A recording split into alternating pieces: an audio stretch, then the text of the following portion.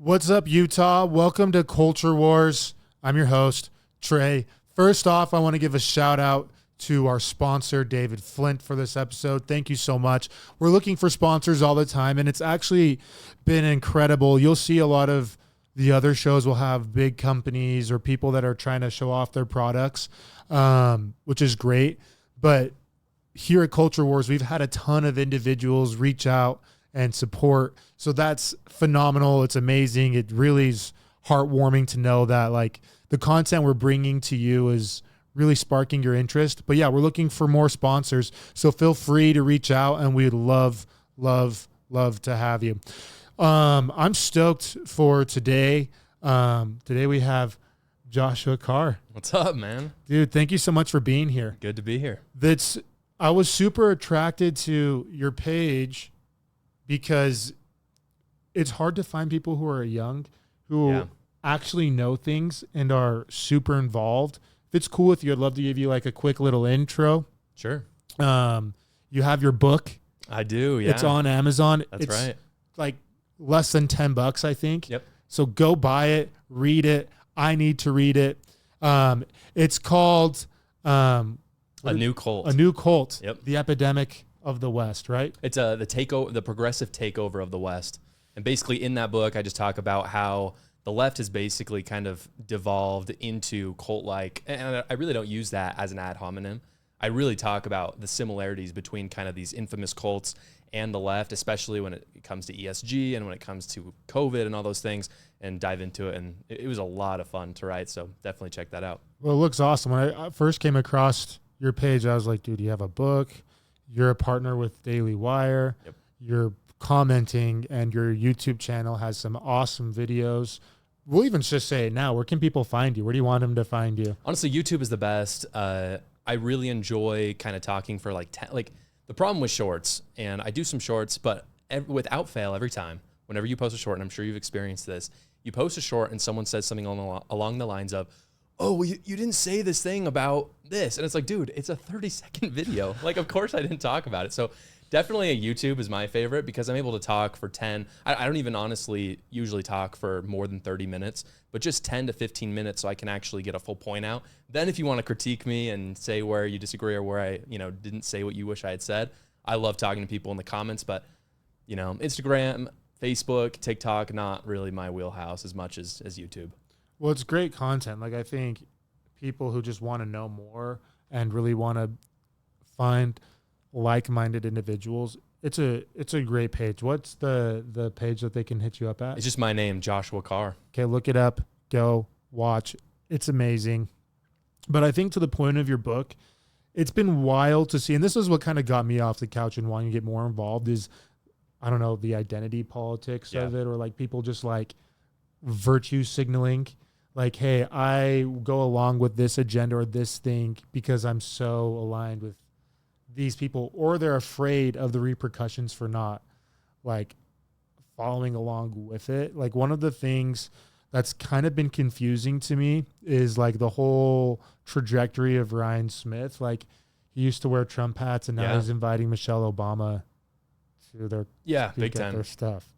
And I'm like, well, why are you doing that? And as I like look deeper into it, it's more like he's involved with the NBA. He's involved with these organizations that care about these other organizations. So I'm like, is this truly where the direction of like Utah's elite are headed? Or is this just like trying to appease the nation at scale? And I feel like that's seen a lot. Yeah, I think there's two sides to it that I see. And there's a side that I wrote about in my book where there is something like deeply nefarious going on with people. I'm not going to say Ryan Smith is one of them. I don't know, but he could be in that category. And they start to do these things that are so uncharacteristic of where they were 5 to 10 years ago. And I do think it is deeper than just simply changing with the times. There are incentives aligned in there. Something I talk about in my book is all cults, they run off of money, sex, and power. And it's not always all three. Sometimes it's two, sometimes it's one. And you have to be able to, and I don't think we should just accuse people willy-nilly, but if you can pinpoint the incentive and them actually achieving that thing, then I think it's safe to say that they're part of that cult. So that's one side. The other side, though, and I think it's also very real, because obviously we want to go to, oh, it's something crazy, oh, it's this conspiracy. And I do think that's true sometimes, but I think on the other side, sometimes it's as simple, especially here in Utah, as wanting to be liked. Because the reality is conservatism is not, it's not easy. It's not popular. If you want to be on the left, like it's so easy to be on the left, especially if you want to be in college, like my age, and be on the left. That is not the rebellious thing to do. The rebellious thing to do is to be a conservative. And so I think what's happening with a lot of these people, I put probably Mitt Romney in this category as well. Someone I used to really like, now not so much. I personally believe that when you look at people like Ryan Smith or Mitt Romney, I think it could be as simple as they're just sick of getting attacked by the left and they're weak. And so they start doing things to appease them because they're getting old and they just frankly are sick and tired of being attacked by the left, which I understand on one hand because it is hard. But on the other hand, you have to actually show some backbone, some spine, and stick to your principles, which is something that unfortunately a lot of people here in Utah specifically are just not doing. Well, just almost non-existent. And that's what concerns me the most is I try to look for people to represent me because I want to be represented in government, right? Like, yes, everyone should vote, and I think voting's super important, and everyone should show up to the ballot box and make their voice heard. But where your voice is really going to be heard, in my opinion, is who you're electing to represent you specifically in the legislature, whether it's statewide or federally. And I think it is something that is definitely lacked. Where I feel like Mitt Romney, he's always been a Democrat-ish Republican since the beginning. Sure. And then he just came to Utah, and I think we were all like sucked into the fame, and he's said he was going to run on all these conservative things. But now that he's like, he knew, I think a year and a half, 2 years ago, there was no way he'd win. Yeah. Again. Yeah. And I think the setting does matter as well. Like with Mitt Romney specifically, when you look at, he's the governor of Massachusetts, right? When you look at that from a conservative standpoint, if I'm like a conservative living in Utah and I see Mitt Romney win the governorship in Massachusetts, I'm like, that's great. Because it was him or a Democrat. He's definitely a step up from a Democrat. And then when you're running for president too, I'm not talking about the primary, but just him versus Obama, clear. Yeah, Mitt Romney's better. But when he comes back to Utah, which is not a swing state, it's a conservative state, and it's Mitt Romney or people like Trent Staggs, for instance, it's like, no, Trent Staggs, 100%. I know that that's not the race, but I'm just, for example, like people like Trent Staggs, way better. So I do think the setting matters because I do believe Mitt Romney is like a million times better than Obama or Hillary Clinton. But with that said, in a primary setting, yeah, like don't vote for Mitt Romney or people like that. Vote for the true conservative. I think we just got like, I don't know. I don't think deceived. I think we were just shocked by what is it called when you meet someone famous? When people get like... Yeah, you just get, it's like starstruck with these people. Yeah, we're just starstruck with them, so everyone voted him in. But I truly think Mitt Romney now is like voting his conscience. He's like, I think he's just more liberal than conservative. Yeah. But like the thing that's so confusing in Utah with like Spencer Cox, or even like, as we're just talking about Ryan Smith, is like Ryan Smith. I'm like, I don't know if that's really you. I wonder if you're just doing it for the popularity. To be accepted by the groups you're in. And then like, I don't know, I guess we can just get into this, but like with Spencer Cox, I think that's like what's the most concerning is if that's really representative of what Utah is as a whole. Right. Yeah. And that is the biggest thing, right? Is oftentimes we talk about these politicians, but and bringing it nationally as well. Like for instance, with Kamala Harris, my concern is not if Kamala Harris win. Like people talk about election interference, either with Spencer Cox or with Kamala Harris, and they talk about it as if that's the number one thing they're concerned about. But I'm actually more concerned that they were to win legitimately because of what that says about the American people or the people in Utah. Because what it means is in the case of Spencer Cox, they don't really care about someone who has any solid principles, and they're not really as conservative as you would hope Utah would be, especially with us being a state of members of the LDS Church. It's like 63%. You would hope they would vote conservative. Spencer Cox, I wouldn't really consider a conservative. So yeah, it's concerning. Well, how do you feel like that even happens? Like that's the thing that's almost the most confusing to me is people play both sides. They say what they need to say to get in office. But like, I feel like now it's so blatant and obvious what's gone on is like, how did Utah drift so far to the left? So I think that's a combination of a few things. I think the first is we are seeing an influx of not just immigrants from from Latin America, but we're also seeing immigrants from like California. I call them immigrants, but there are people on the left moving to Utah and voting left. And then, of course, we are seeing people from Latin America moving to Utah, having children who are more liberal and voting. So I think that's one side of it. And those are people being imported into Utah to vote left. But on the other side, the people who already live here, I think there's a growing culture within the church right now, and this makes Utah very unique from the rest of the nation, that they just want to be kind. They want to be nice. And it's well placed. But there is this great lie that has been in politics for so long, which is that the left is the group of compassion or the group of niceness, when in reality, and maybe nice is a good way to characterize them, but they're not kind and they're not compassionate. And there's a myriad of examples to support that. But I think members of the church are being caught up in that. And I think that they're thinking, Trump, I can't vote for him because he's mean. And it's like, no. Trump. If Trump is in a room with Vladimir Putin or Xi Jinping, you want him to be mean. Like, you need him to be mean. That doesn't mean you can't vote for him. Or, Kamala Harris is really nice. Is she, though? Or is she just fake? And unfortunately, I think people here in Utah are a lot more susceptible to that fakery that the Democrat Party has been executing very well than maybe other red states. Well, that's what's shocking is, like, it's all about acceptance. Right. And I think that's a thing, like, the disagree better, like, that whole campaign is just genius. Right. And, like, the left's marketing is just so good. Yeah. And I think that's really where, as a country, when you're principle-centered and value-centered, you want to tell it how it is and tell the truth, which is great. Yeah. Like, I do not disagree. You should tell the truth.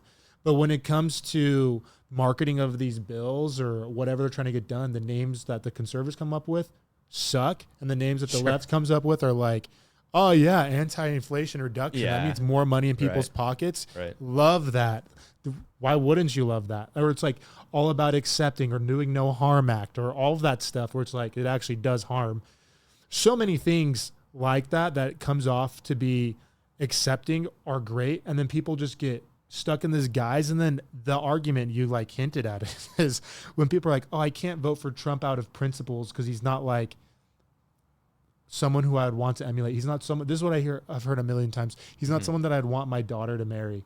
And I'm like, and Kamala's somebody you'd want your husband to marry? Like, when it comes a picture of like principles, it's like, if you think Kamala's more principled and has better character than Trump.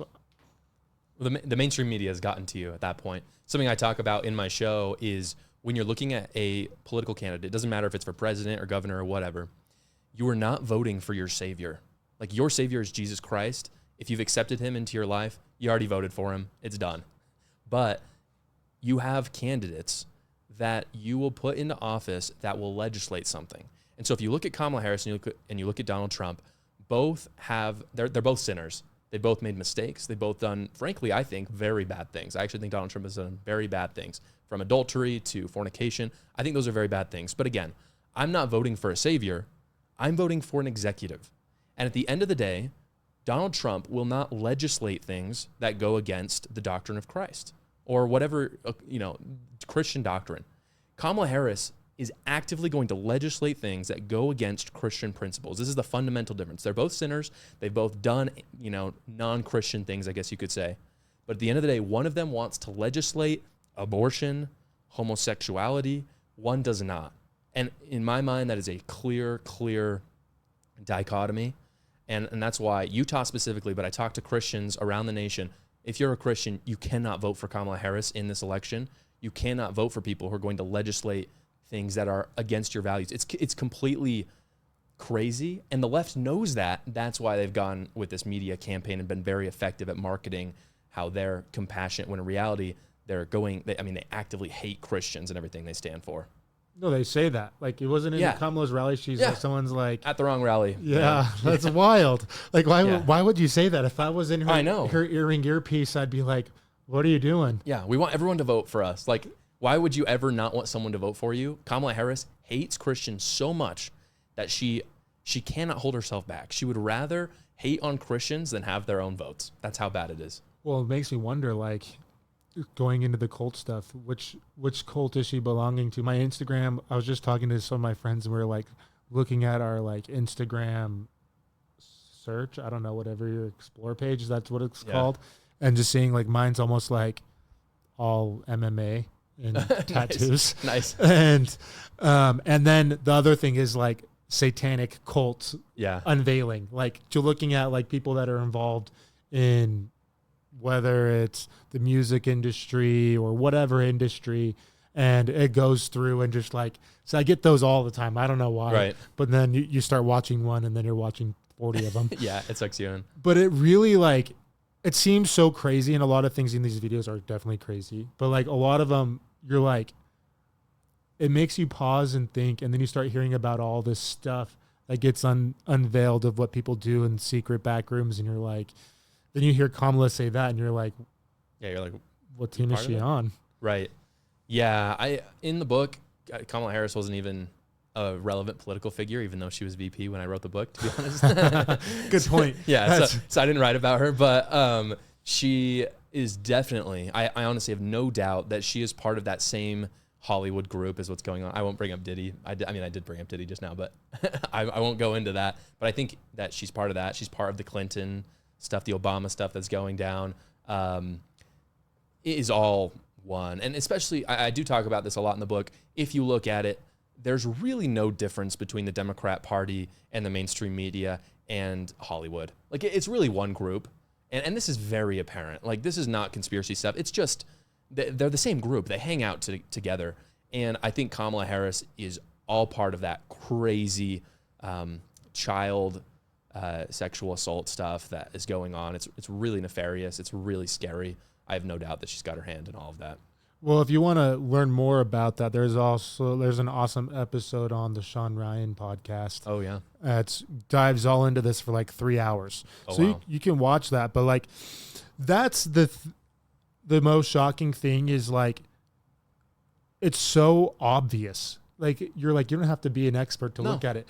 They say the same things. Yeah, exactly. They're all saying like the same talking points over and over again. I had someone reach out on my Instagram that was like, because I posted something about how they want to censor all social media. Yeah. Well, they think there should be censorship. They're like, there's nowhere. I've looked for hours and I couldn't find anything where Hillary Clinton or Kamala said something about censoring social media. And I was like, do you not have Google? Yeah. Google can't even, Google's probably in on this and Sure. they can't even hide it. Sure. Like, dude, just type it in. It's in every rally that she goes to. Like, it literally 1 second, I was like, dude, here's the video. Send it Yeah. over. Obviously, I got crickets after that.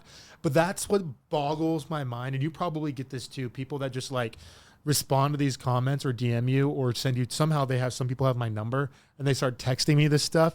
And I'm like, here's a link. Here's a link. This is one time I just had to send through the Google search and there's like 40 things. I'm like, I don't know. The lack of effort here is just really mind boggling. Yeah, it can be really disappointing to see. Honestly, this is something that I was really bad at when I first started putting content out there. Is I used to just want to engage with these people so bad and drill them into the ground and be like, you idiot. Like, how could you ignore this? And I'm starting to do a little bit better of a job of kind of seeing who's for real and who's not, because there is just a disappointingly huge amount of people who are just shills and they've just been completely sold out. And at some point you have to, I'm totally in the business of persuasion. Persuasion is great. You clearly are as well.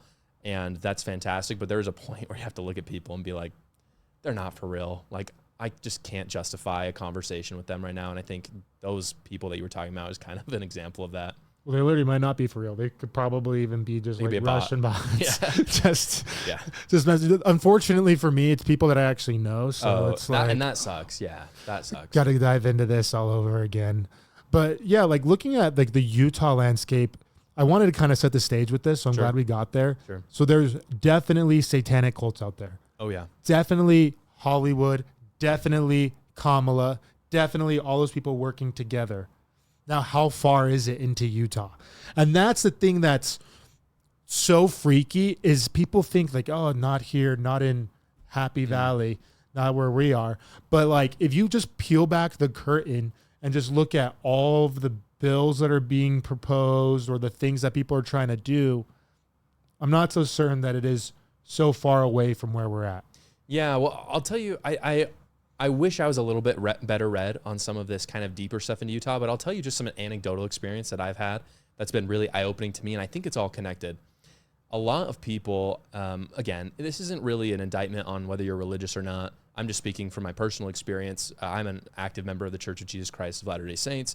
I've seen a lot of people recently that I know who have left the church, and that's fine. They can do what they want. But what I've noticed is they began to form communities that perform very questionable ceremonies. And you might hear that and be like, what? But I'm telling you, I know people who knew each other, all left the church, and they begin to get together to drink, which is fine. That's whatever. That's your life. But they perform actively blasphemous ceremonies about the church, and not just the church, but kind of Christianity at whole. And I think that there is a high correlation between blaspheming God, coming up with ceremonies to worship Satan, and political corruption. And I guess it's probably been happening for a while now. I think probably before my mission, it was never something that I'd really ever heard of. But it seems that after my mission, I just started hearing about this happening all over with, frankly, like very normal people.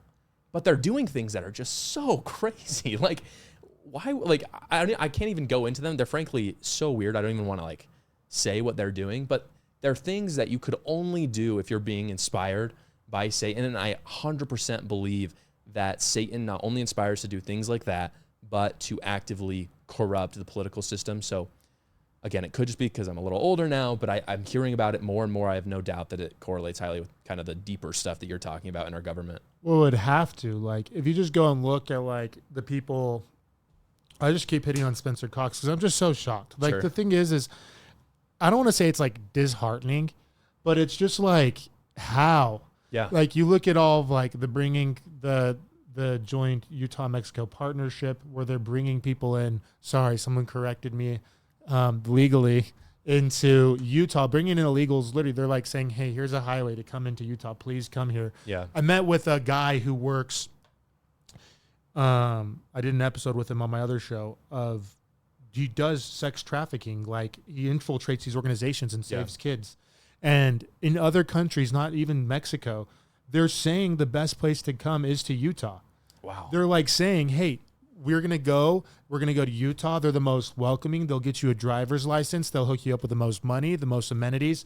Go to Utah, and then we'll traffic kids into there and then disperse them out. We're like the FedEx hub for these child sex trafficking rings in Utah. So, like, it doesn't matter where you live. Salt Lake City Airport, go look around. If you notice anything suspicious, call the number.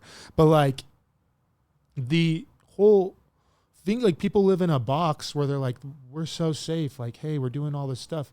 It's not safe here. Like, No. These people who, like, literally are the gangs bringing children in, like, literally the baddest people in the world, some of them, they're bringing their people here. So it would be super naive to think, if they think that, the Taliban probably knows that. Right. China knows that. All of the enemies we could possibly have as a country, they know the easiest place to come is to Utah. And so, like, to me, that's when I'm like, people aren't dumb. Like, that's what I'm realizing more and more. There's people in government in every facet. They got there because they're extremely smart. Yeah. I think everyone's smart. Every conversation I've had with somebody that's in office is somebody that I'm like, yeah, you have a higher intelligence than me. Congratulations. Not that hard, but good work. And so they know what they're doing, which is way worse. And they still go about passing a lot of these laws that I'm like, this isn't even just something I disagree with. This is something that's just like very, very dangerous. Yeah. It's not like a moral issue. It's more like, this is a really dumb thing to do. So what's causing you to do that? Because you know it's dumb. I know it's dumb. Sure. You're saying from the politicians or from people allowing those politicians? From the politicians specifically, because like they're smart enough to know how dangerous it is to to just let these people come in and go along with the national narrative, but they still do it anyway. So that makes me think that, like, they have to be tied in deeper. There's some sort of incentive other than safety. Yeah, so thinking about incentives is really smart, because one thing that does kill me about the right sometimes, especially in these conversations, is they'll just like say things and it's like, no. If you're going to make a claim like that, which I agree with, you got to know the incentives behind it, because people don't just do things to do things. I think there are incentives. I think a lot of the incentives are actually not from the person enacting the laws. I think a lot of it is coming from their staffs and just whatever kind of political apparatus is around them. The reason why I say that is because recently my eyes have been opened a little bit more to how deep politics and the bureaucracy goes, and how there are people who are very, very much influenced by their staff and basically the people who went out and got PhDs in poli-sci. And there are people that don't live in reality. They think of life as a chess game, which is healthy sometimes, but when you're messing with massive implications like sex trafficking, human trafficking, drugs, working with cartels, it's bigger than just, you doing your individual thing.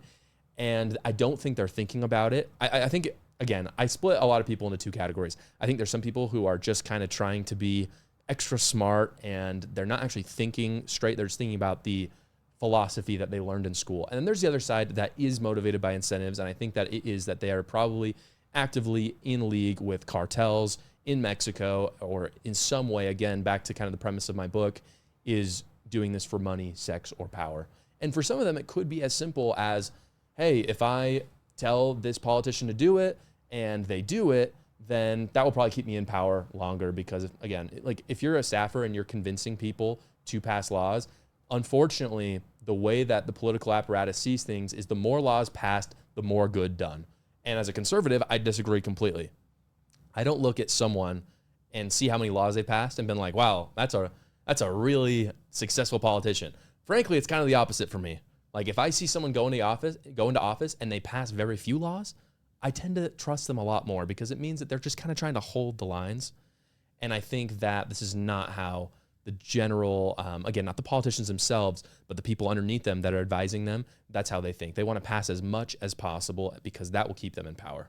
Well, that's such a funny thing you say that.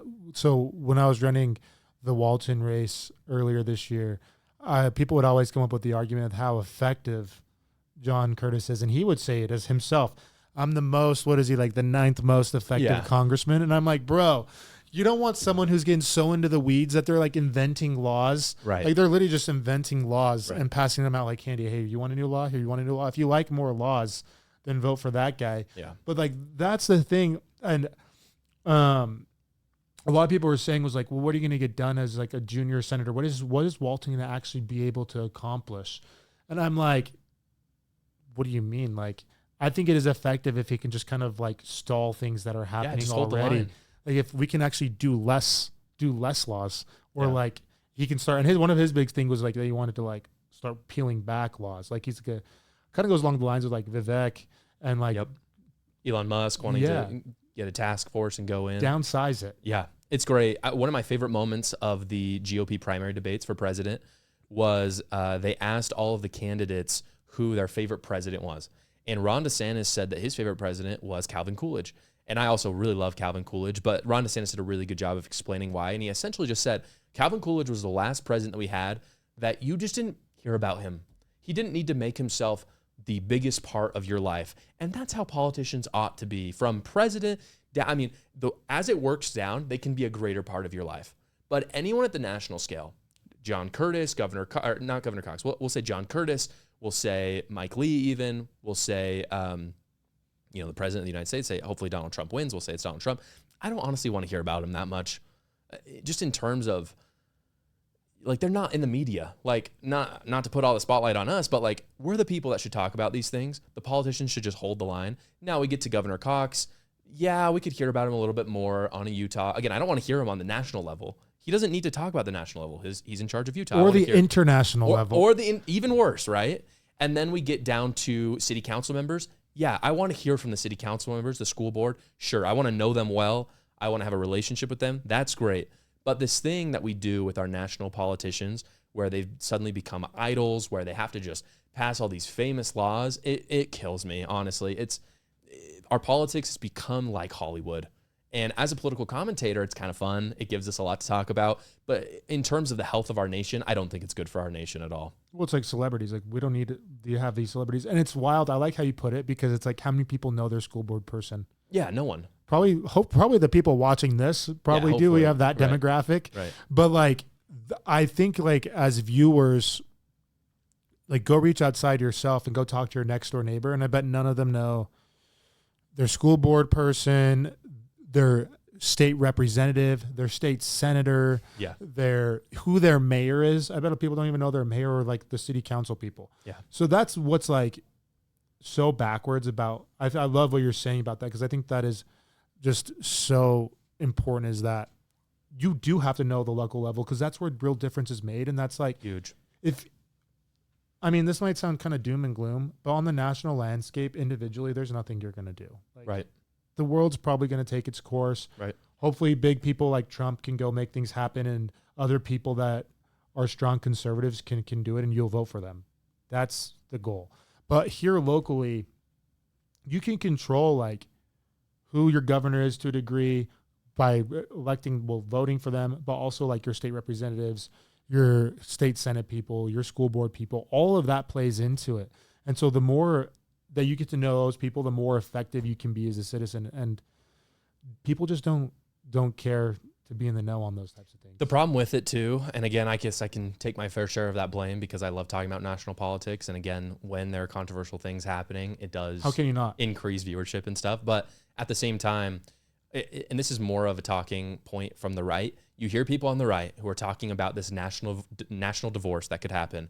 They're talking about civil war, and these are real problems. I'm not saying that, there isn't a dichotomy, a huge split between the left and right now. I think there is, but you don't even know your city council member, or like you're not even volunteering at a polling location, and you're talking about how you're going to go out to war against California or New York. Like, I think that's a mistake. Like, you don't get to talk about civil war until you're doing everything you can in your local community to effectuate political change. If you're doing all of that, then sure. And you really think it's that doom and gloom, I guess you can talk about it.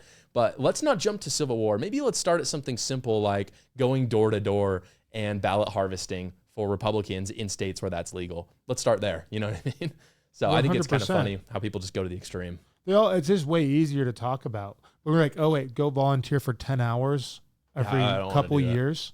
No, it's too much. I'm easier to go on X and argue with all the libs and destroy them. You know what I mean? And you get nothing done doing that. So no, exactly. So as you've kind of been involved in this election cycle, what things have you liked to do apart from your political commentating that you feel like has helped make a difference, or you could? Like, what advice do you have for some people? Yeah, the biggest thing that I've been involved in politics outside of political commentary is I founded the chapter of Young Americans for Freedom at BYU.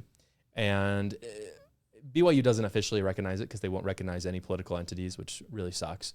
But regardless, we still do things on campus. Young Americans Foundation, it's Young America's Foundation, and then within that umbrella is Young Americans for Freedom, which is kind of the student part of it. If you guys don't know what that is, it's been around since like the 60s. It's run now by former Governor Scott Walker from Wisconsin. It is a really, really good organization. They partner with the Heritage Foundation a lot. A lot of the people that made Project 2025, it's all kind of involved in that. But on a student level, it is basically the goal is activism and getting people my age to actually go out and start voting Republican and really see that the left has no future for them. This is the kind of one of the biggest problems I think that conservatives are facing right now, is you are looking at a demographic that is young, that does overwhelmingly vote for Democrats. And the problem with that is that the Democrats have no future for them. And if you look at what the left is doing for young people, it is the exact opposite of what young people should really want. And in my experience, when you go out and you just simply explain that, lots of people who are young are actually smart enough to change their opinion. I actually think it's people who are a little bit older who are kind of the dumb people. No, I mean no offense in that, but just they're set in their ways, and I think that they're consumed by the mainstream media a lot more than younger people. So something I've loved to do is I went and did a Change My Mind booth at BYU campus. I'll share this story. This is really interesting. I did this Change My Mind booth there, and the Change My Mind booth said, men cannot become women. Change my mind. And we're on BYU campus, and frankly, like 90% of the people who came and talked to us were like, right on, man, like that's awesome. And there were a lot of like really conservative people, was sweet. But there were a fair amount of people who came up to me and had some pretty intense arguments. And there were two girls that came up, and their whole central argument is one that we've all heard a ton, which is just, why can't you just be nice, to trans people? Why can't you just accept them and their pronouns? And I said, well, we can be nice. Let's be kind to them. But truth matters, like we can't just lie to people. And we went back and forth for a long time, and there were people listening. And at the very end, it seemed like everyone kind of had thought that the conversation was over. And so they kind of dispersed a little bit. And I leaned into these girls and I whispered, I said, you don't really think that men can become women though, right? And they went, no. And I was like, what? We just had a 30-minute conversation and you were trying to convince me that they could. And then when the peer pressure melted away, and I kind of gave them that out, like I wasn't trying to, it wasn't a gotcha. I was just like giving them the opportunity to admit that truth was truth. And they were like, no, we don't actually believe that though.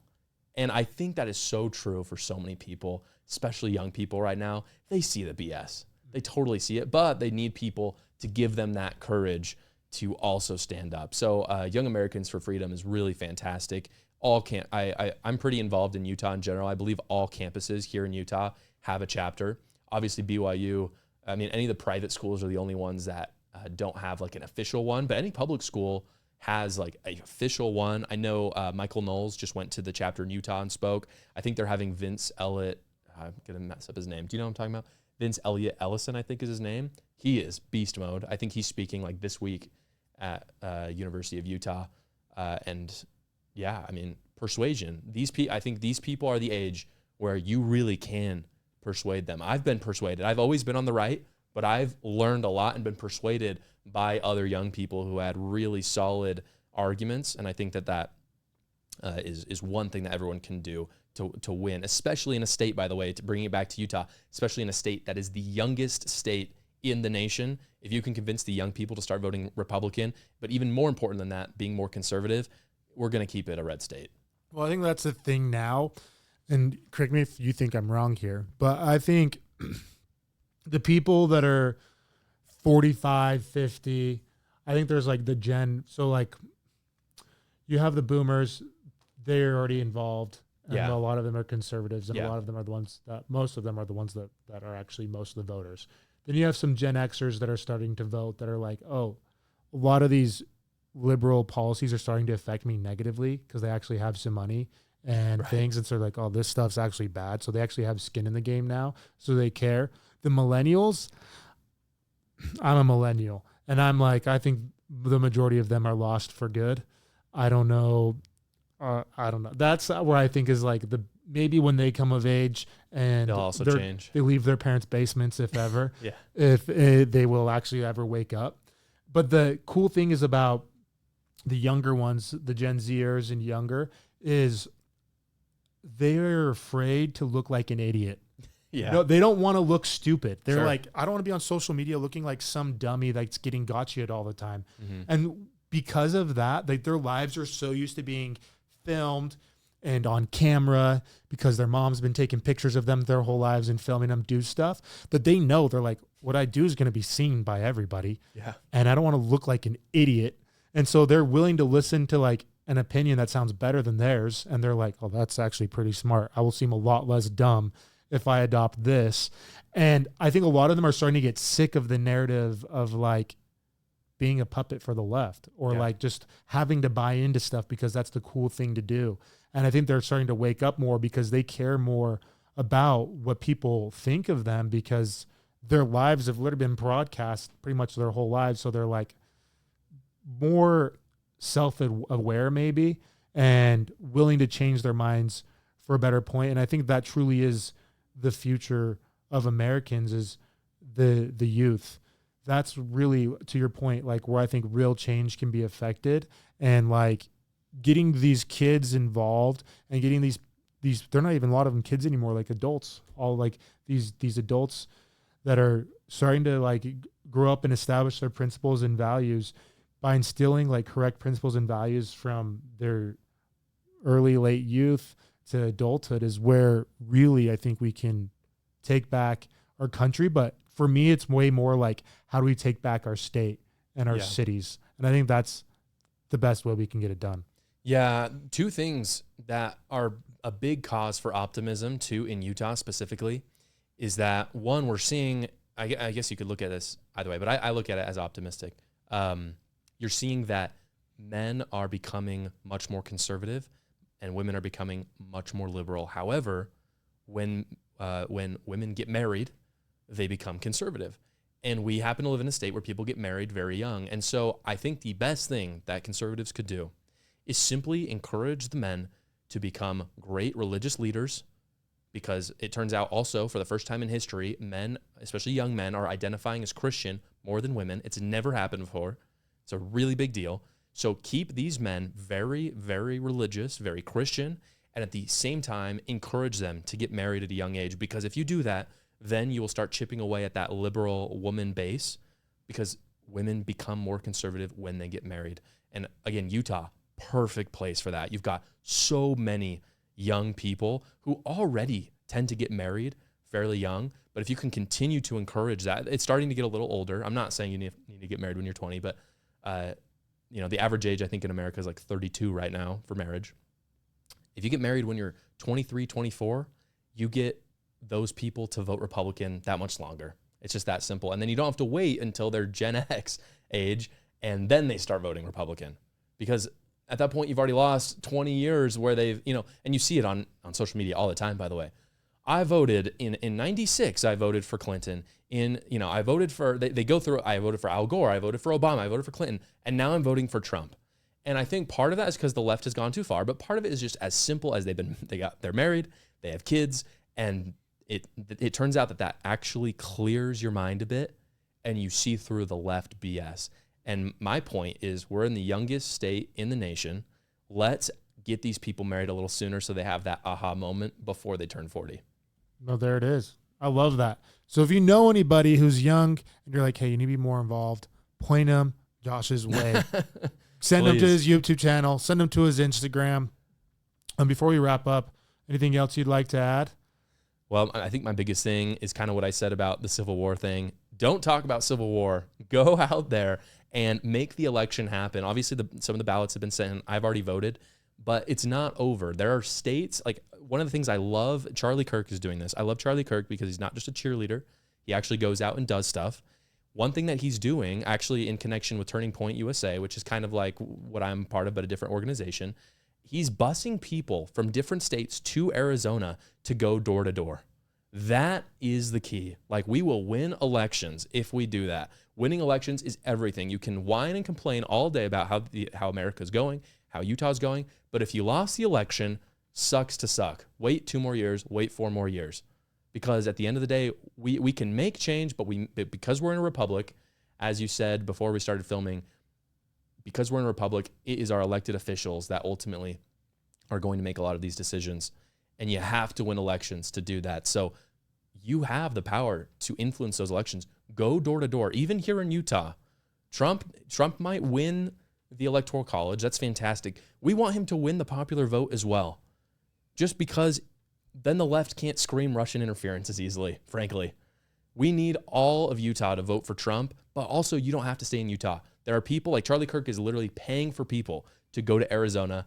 And I mean, you look at the polling, Arizona's going to go for Trump. I'm almost positive of it. A lot of it is frankly going to be because of members of the church as well in Arizona. And so you have that power here in Utah. You have that power whether you're not in Utah and you're listening to this, or if you live in Utah and you want to go to Georgia or Pennsylvania, you can do that, and you can literally have an effect on the election, which in turn will have an impact on America and Utah. All right. Awesome. Dude, thank you so much, Joshua. That's literally incredible. Check out his Instagram, YouTube. You won't be sad. Any young people you know that need to be involved, he's a great guy to follow, so go follow him. And once again, thank you. This is Culture Wars.